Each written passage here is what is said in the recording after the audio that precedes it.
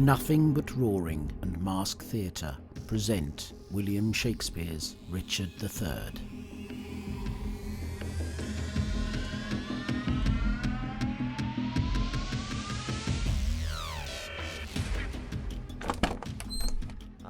Ladies, and my young prince. Last night I hear they lay at Northampton. Tomorrow or the next day they will be here. I long with all my heart to see the prince. I hope he is much grown since last I saw him. But I hear no. They say my son of York hath almost o'ertaken him in his growth. Grandad, one night as we did sit at supper, my Uncle Rivers talked how I did grow more than my brother. Aye, quoth my Uncle Gloucester. Small herbs have grace, great weeds do grow apace. And since methinks I would not grow so fast, because sweet flowers are slow and weeds make haste. He was the wretchedest thing when he was young, so long a-growing and so leisurely, that if this rule were true, he should be gracious. Oh, why, madam, so no doubt he is. I hope he is, Archbishop, but yet let mothers doubt. Marry, they said my uncle grew so fast he could gnaw across at 2 hours old. 'Twas full 2 years ere I could get a tooth. Here comes a messenger. What news? Such news, my lord, as grieves me to unfold. How fares the prince? Well, madam, and in health. What is thy news, then? Lord Rivers and Lord Grey are sent to Pomfret, prisoners. Who hath committed them? The mighty Dukes Gloucester and Buckingham. For what offence? The sum of all I can I have disclosed. Why or for what reason these nobles were committed is all unknown to me, my gracious lady. Ay me, I see the downfall of our house. The tiger now hath seized the gentle hind.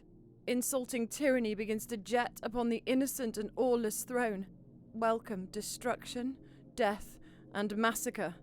I see as in a map the end of all. Accursed and unquiet wrangling days. How many of you have mine eyes beheld? My husband lost his life to get the crown, and often up and down my sons were tossed for me to joy and weep their gain and loss.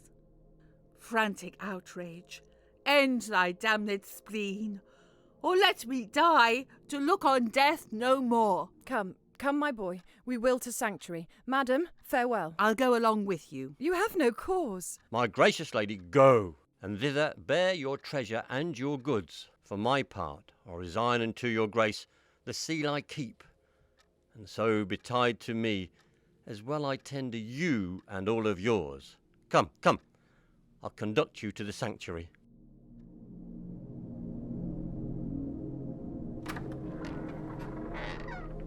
Welcome, sweet prince, to London, to your chamber. Welcome, dear cousin, my thoughts sovereign. The weary way hath made you melancholy. No, uncle, but our crosses on the way have made it tedious, wearisome, and heavy. I want more uncles here to welcome me. Those uncles which you want were dangerous. Your grace attended to their sugared words, but looked not on the poison of their hearts. God keep you from them, and from such false friends. God keep me from false friends, but they were none. I thought my mother and my brother York would long ere have met us on the way. Fie, what a slug is Hastings, that he comes not to tell us whether they will come or no. And, in good time, here comes the sweating lord. Welcome, my lord. Will our mother come? The Queen your mother and your brother York have taken sanctuary.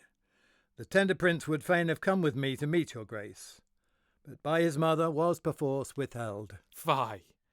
What an indirect and peevish course. Persuade the Queen to send the Duke of York unto his princely brother presently.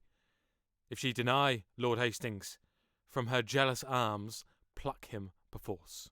God in heaven forbid we should infringe the holy privilege of blessed sanctuary. You break not sanctuary in seizing him. The benefit thereof is always granted to those whose dealings have deserved the place, and those who have the wit to claim the place. This prince hath neither claimed it nor deserved it, and therefore, in mine opinion, cannot have it. My lord, you shall o'errule my mind, for once. I go, my lord. Say, Uncle Gloucester, If our brother come, where shall we sojourn till our coronation? If I may counsel you, some day or two your highness shall repose you at the Tower. I do not like the Tower of any place. Did Julius Caesar build that place, my lord of Buckingham? He did, my gracious lord, begin that place, which since succeeding ages have re-edified. That Julius Caesar was a famous man. Death makes no conquest of this conqueror, for now he lives in fame, though not in life. I tell you what, my cousin Buckingham. What, my gracious lord?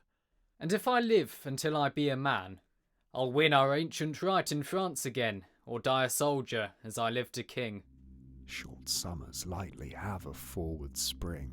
Now, in good time, here comes the Duke of York. Richard of York, how fares our loving brother? Well, my dread lord, so I must call you now. Aye, brother, to our grief as it is yours. Too late he died that might have kept that title, which by his death have lost much majesty. How fares our cousin, noble Lord of York? He may command me as my sovereign, but you have power in me as in a kinsman. I pray you, uncle, give me this dagger. My dagger, little cousin? With all my heart. My lord, wilt please you pass along? Myself and my good cousin Buckingham will to your mother, to entreat of her to meet you at the Tower and welcome you. What? Will you go unto the Tower, my lord? My Lord Protector needs will have it so. I shall not sleep in quiet at the Tower. Why, what should you fear? Marry, my Uncle Clarence's angry ghost. My granddam told me he was murdered there. I fear no uncle's dead. Nor none that live, I hope. And if they live, I hope I need not fear. But come, my lord, and with a heavy heart, thinking on them, go I unto the Tower. Well, let them rest. Come hither, Catesby. Thou know'st our reasons urged upon the way. What think'st thou? Is it not an easy matter to make William Lord Hastings of our mind, for the instalment of this noble duke in the seat royal of this famous isle? He for his father's sake so loves the prince, that he will not be won to aught against him. What think'st thou, then, of Stanley? What will he? He will do all in all, as Hastings doth. Well, then, no more but this. Go, gentle Catesby, and as it were far off, sound thou Lord Hastings, how doth he stand affected to our purpose, and summon him tomorrow to the Tower to sit about the coronation. If thou dost find him tractable to us, encourage him, and show him all our reasons. If he be leaden, icy cold, unwilling, be thou so too, and so break off your talk, and give us notice of his inclination. For we tomorrow hold divided councils, wherein thyself shalt highly be employed. Commend me to Lord William. Tell him, Catesby, his ancient knot of dangerous adversaries tomorrow are let blood at Pomfret Castle. Good Catesby, go, effect this business soundly. My good lords both, with all the heed I may. Now, my lord, what shall we do if we perceive Lord Hastings will not yield to our complots? Chop off his head, man. Somewhat we will do. And, look, when I am king, claim thou of me the earldom of Hereford, and the movables whereof the king my brother stood possessed. I'll claim that promise at your grace's hands. And look to have it yielded with all willingness. Come, let us sup betimes, that afterwards we may digest our complots in some form.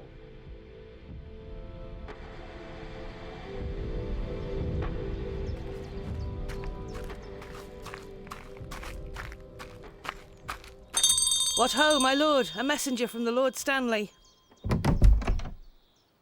What is so clock? Upon the stroke of 4. Cannot thy master sleep these tedious nights? So it should seem by that I have to say. He dreamt tonight that the boar had raised his helm.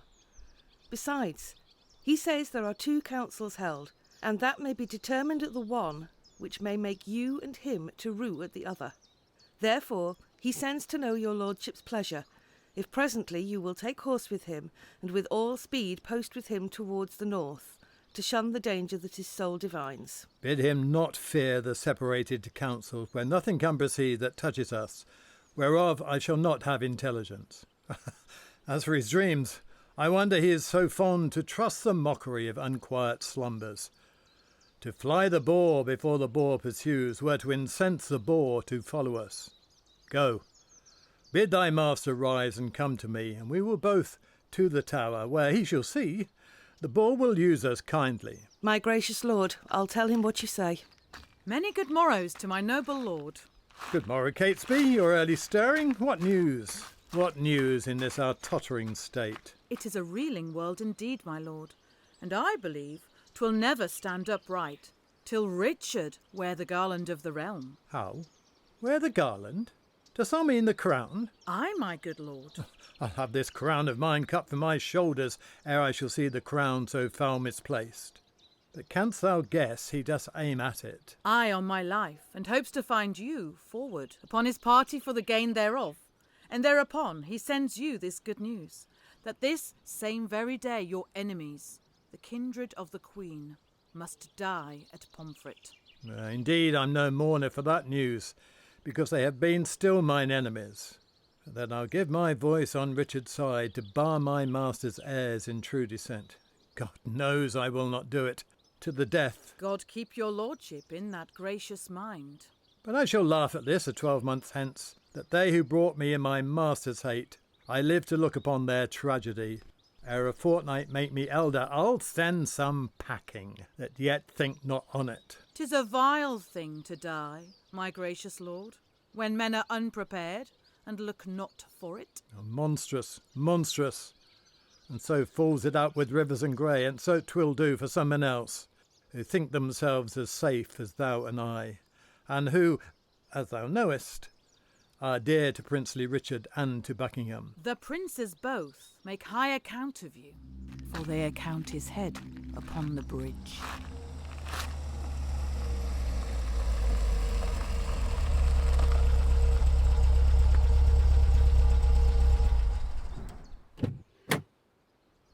Come on, come on.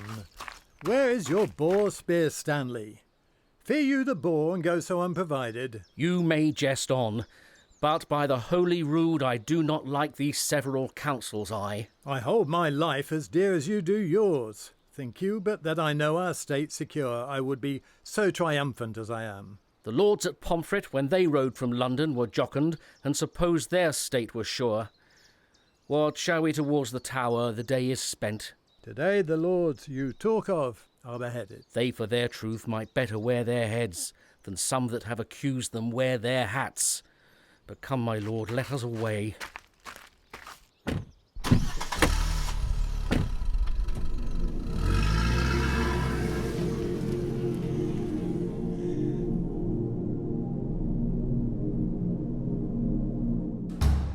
Come, bring forth the prisoners.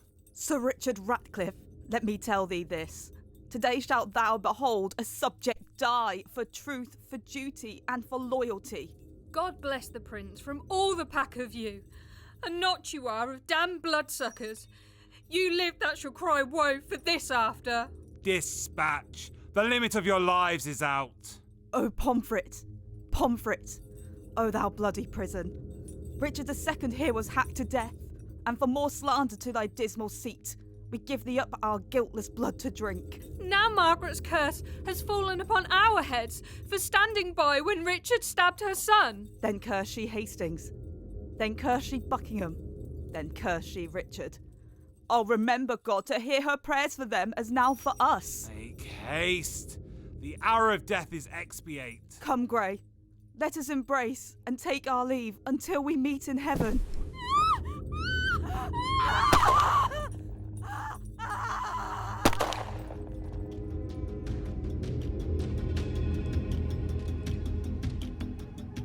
Richard III was a nothing but roaring and Masque theatre co-production, adapted and directed by John Myhill, with editing and sound design by Rebecca Cockcroft.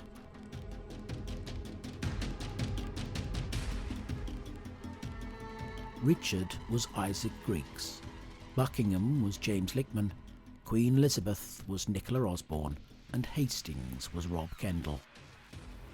Duchess of York was Jan Stoppani, Catesby was Jen Kenny, Derby was James Skeggs, and Ratcliffe was Will Brown. Rivers was Mairead Kearins, Prince Edward was Robin Burgess, and York was Xander Cockcroft. Messenger was April Pardoe, Grey was Lynnette Applegate, and the Archbishop was Roger Toone.